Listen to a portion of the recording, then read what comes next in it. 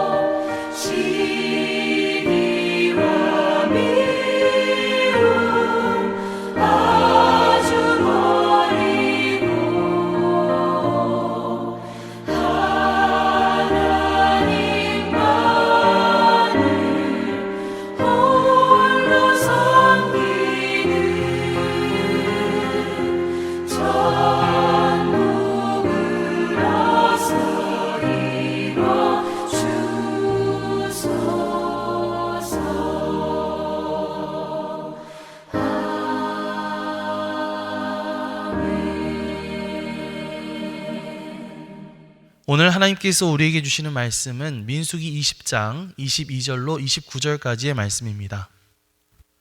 이스라엘 자손 곧 온 회중이 가데스를 떠나 호르산에 이르렀더니 여호와께서 에돔 땅 변경 호르산에서 모세와 아론에게 말씀하시니라. 이르시되 아론은 그 조상들에게로 돌아가고 내가 이스라엘 자손에게 준 땅에는 들어가지 못하리니 이는 너희가 무리바 물에서 내 말을 거역한 까닭이니라. 너는 아론과 그의 아들 엘르아살을 데리고 호르산에 올라 아론의 옷을 벗겨 그의 아들 엘르아살에게 입히라. 아론은 거기서 죽어 그 조상에게로 돌아가리라.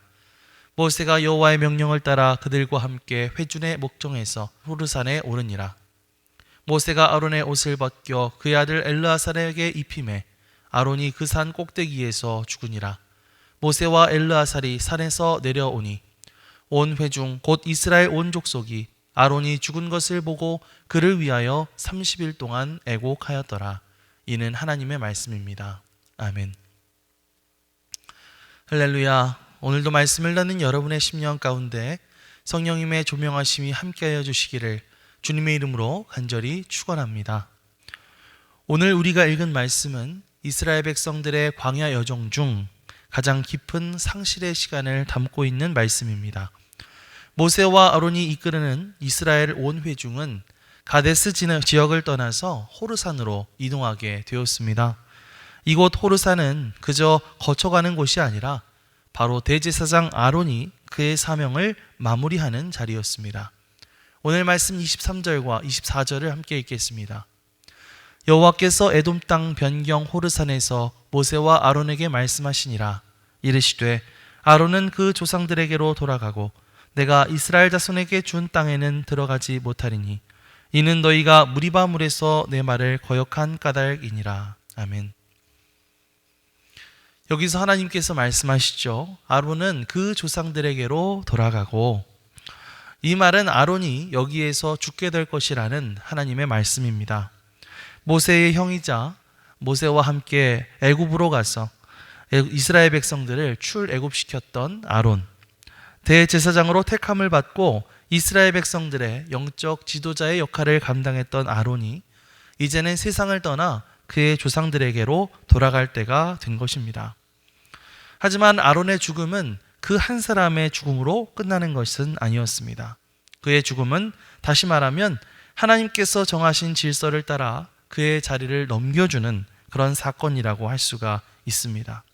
광야 여정에서 하나님과 백성 사이를 중재하던 대제사장이라는 엄중한 직무가 이제 아론에게서 그의 아들 엘르아살에게로 옮겨지게 되는 것이죠.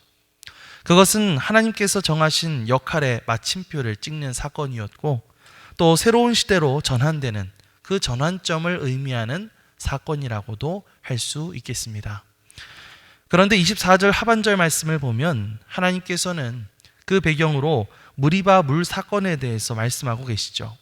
어제 우리가 읽었던 민수기 20장 초반에 나와 있는 말씀들을 보면 이스라엘 백성들이 물이 없어서 목말라 하고 불평하는 장면이 나옵니다. 모세와 아론은 지시받은 대로 반석에게 명령하여 물을 냈어야 했는데, 그때 모세가 감정적으로 반응하여서 반석을 2번 치면서 우리가 너희를 위하여 이 반석에서 물을 내랴 하고 외쳤죠. 하지만 그것은 하나님의 거룩함을 나타내기보다는 자신의 감정을 드러낸 것으로서 리더로서의 본분을 놓친 그런 행위였다고 할 수 있습니다. 하나님께서는 이 사건을 단호히 다루시면서 모세와 아론이 가나안 땅에 들어갈 수 없을 것이라고 말씀하셨죠. 하지만 여기에서 핵심은 그들이 단순히 화를 냈다라고 하는 것이 아니라 백성 앞에서 하나님의 거룩함을 오해하게 만들었다라고 하는 데 있는 것 같습니다. 마치 모세와 아론이 물을 낸 것처럼 보이게 되었고, 하나님의 뜻을 앞세우기보다는 인간적인 감정을 앞세우는 것처럼 느껴졌기 때문이죠. 이들은 많은 이들에게 영향을 미치는 지도자의 위치에 있었기 때문에 하나님은 그 거룩함을 세상 앞에 명확히 드러내기를 원하신 것입니다. 그래서 하나님은 모세와 아론에게 이 자리는 여기까지다 라고 말씀하셨습니다. 하지만 그것은 냉정한 심판이 아니라 하나님의 질서와 거룩함을 지키기 위한, 또 새로운 시대를 준비하기 위한 하나님의 깊은 의도와 계획이 있으셨던 것이죠. 우리는 오해하지 말아야 합니다. 물론 아론이 부족함이 많은 사람이었죠. 이전에 시내산 앞에서 금송아지 사건이 있었을 때 아론이 그 중심에 있기도 했었고요. 또 누이 미리암과 함께 모세를 시기했다가 하나님께 벌을 받은 적도 있었죠. 또 이 마지막 순간에서도 실수를 저질렀습니다. 그럼에도 하나님은 그를 지난 세월 동안 대제사장으로 사용하여 주셨죠. 아론은 그 명령을 따라 매일같이 회막에서 향을 피우고, 속죄 제사를 드리고 백성들과 하나님 사이에서 무게감 있는 중보자의 역할을 열심히 감당했습니다.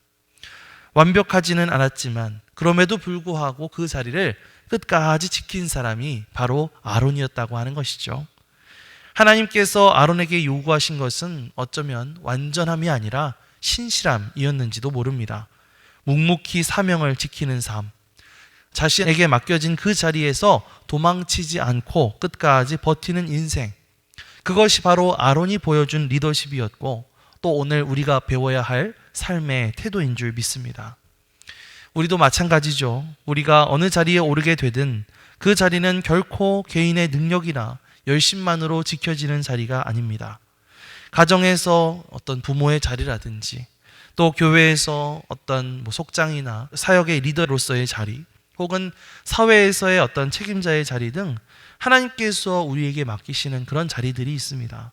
그리고 오늘 말씀에서 아론이 보여준 모습처럼 언젠가는 그 자리를 떠나야 할 때가 온다는 사실을 기억하면서 우리에게 맡겨진 그 자리들을 성실하게, 신실하게, 열심히 감당해 나가야 할 줄 믿습니다. 보통 사람들은 어떤 자리에 오르는 것을 보면서 성공이라고 말하죠. 하지만 성경은 다른 한편으로 그 자리를 어떻게 떠나는가 하는 것을 더 중요하게 보는 것 같습니다. 나에게 맡겨진 자리를 누구보다도 진실하게 또 신실하게 묵묵하게 잘 감당하다가 떠났는가, 그것이 곧 하나님께서 보시는 평가의 기준이라고 하는 것이죠. 사랑하는 성도 여러분, 비록 완전하게 하지는 못할지라도 성실하게 그리고 끝까지 우리에게 맡겨진 자리를 지켜나갈 수 있었으면 좋겠습니다. 하나님은 우리가 실패하지 않는 것을 원하시는 것이 아니라 사명을 포기하지 않고 끝까지 붙드는 것을 원하고 계시는 줄 믿습니다. 하나님께서 그 자리를 이제 떠나라 라고 말씀하실 바로 그때까지 하나님의 은혜를 의지하며 최선을 다해서 묵묵히 맡겨진 그 자리를 걸어갈 수 있는, 그 길을 걸어갈 수 있는 저와 여러분들이 되시기를 주님의 이름으로 간절히 축원합니다. 27절에서 29절 말씀을 함께 보겠습니다. 모세가 여호와의 명령을 따라 그들과 함께 회중의 목전에서 호르산에 오르니라. 모세가 아론의 옷을 벗겨 그의 아들 엘르아살에게 입히매 아론이 그 산 꼭대기에서 죽으니라. 모세와 엘르아살이 산에서 내려오니 온 회중 곧 이스라엘 족속이 아론이 죽은 것을 보고 그를 위하여 30일 동안 애곡하였더라. 아멘. 자, 그렇게 호르산 꼭대기에 오르게 된 모세는 아론의 그 제사장 옷을 벗겨서 엘르아살에게 입히게 됩니다. 이 장면은 단순히 옷을 갈아입는 그런 장면으로 끝나는 것이 아니죠. 이것은 거룩한 사명이 공식적으로 계승되는 모습을 그리고 있습니다. 이스라엘 공동체가 보는 앞에서 하나님의 질서가 다음 세대로 이어지는 그런 모습을 그리고 있습니다. 아론은 한 세대를 대표하는 지도자였죠. 그는 출애굽에서부터 시작해서 지금까지 백성들과 함께하며 그들의 죄를 속죄하고 하나님께 나아가는 길을 열어주던 중보자로서의 역할을 감당했습니다. 하지만 아무리 위대한 인물이라 할지라도 영원히 그 자리를 지킬 수는 없는 법이겠죠. 하나님은 그 자리에 또 다른 사람을 세우십니다. 중요한 것은 그 자리가 얼마나 중요하고 무거운 자리인지가 또 다른 사람을 통해서 끊임없이 증명되어야 한다는 것이죠. 우리는 종종 우리가 맡게 되는 어떤 직책이나 역할에 대해서 그것을 자기 자신의 영원한 소유처럼 느끼고 여기기가 쉽습니다.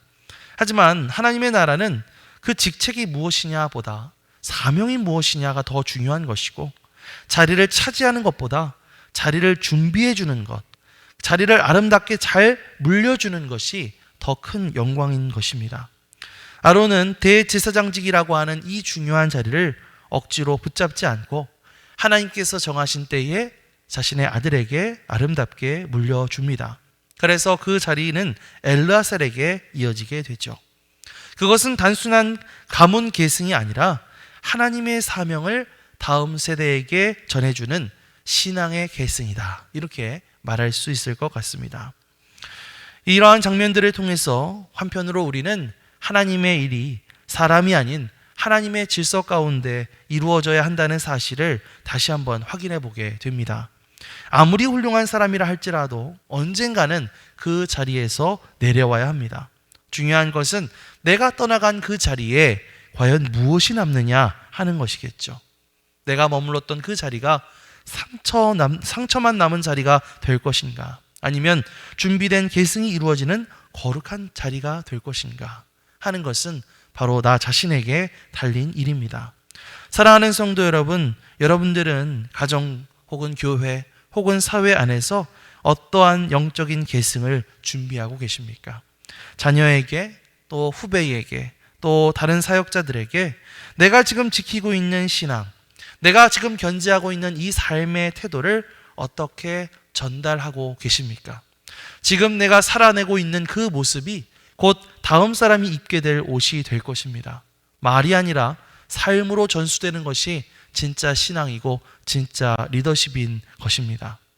이런 말이 있습니다. 진짜 리더는 자리를 붙잡는 사람이 아니라 자리를 물려줄 줄 아는 사람이다. 내가 떠난 이후에도 하나님의 일이 계속될 수 있도록 준비하는 것, 그게 바로 거룩한 계승을 준비하는 사람의 모습이라고 할 수가 있겠죠. 이제 우리는 물려주는 사람이 되어야 할 줄 믿습니다. 말이 아니라 삶으로, 억지로가 아니라 자발적으로, 억울한 마음이 아니라 감사한 마음으로 그 일들을 감당해야 할 줄 믿습니다. 사랑하는 성도 여러분, 지금 여러분들이 지키고 있는 그 자리는 과연 무엇입니까? 또 여러분들이 준비하고 있는 계승은 무엇입니까? 오늘 이 말씀 앞에서 기도할 때 이렇게 기도했으면 좋겠습니다. 주님, 저는 완전하진 않지만 주님께서 주신 그 자리를 신실하게 지키기를 원합니다. 그리고 저의 삶이 누군가에게 물려줄 수 있는 믿음의 유산이 될 수 있도록 도와주옵소서. 기도하면서 나아가시기 바랍니다. 그렇게 오늘도 주님의 은혜 가운데 우리 모두 우리에게 맡겨진 그 자리를 굳건히 지키는 자들이 되기를 주님의 이름으로 간절히 축원합니다. 아멘. 기도하겠습니다. 사랑과 은혜가 풍성하신 하나님 아버지, 감사드립니다. 저희를 부르시고 각자의 자리를 맡겨주신 그 은혜에 감사드립니다. 비록 저희는 연약하고 부족하지만 맡겨주신 그 자리들을 끝까지 신실하게 감당해 나가기를 원하오니 주여 붙들어 주옵소서. 언젠가 떠나야 할 그날이 오기 전까지 말이 아닌 삶으로, 억지로가 아닌 사랑으로 이 믿음의 유산을 다음 세대에 잘 전할 수 있도록 준비하는 우리가 되게 하여 주옵소서. 감사드리며 예수님의 이름으로 기도드립니다. 아멘. 하늘에 계신 우리 아버지여, 이름이 거룩히 여김을 받으시오며 나라가 임하시오며 뜻이 하늘에서 이루어진 것 같이 땅에서도 이루어지이다. 오늘 우리에게 일용할 양식을 주시옵고 우리가 우리에게 죄 지은 자를 사하여 준 것 같이 우리 죄를 사하여 주시옵고 우리를 시험에 들게 하지 마시옵고 다만 악에서 구하시옵소서. 나라와 권세와 영광이 아버지께 영원히 있사옵나이다. 아멘.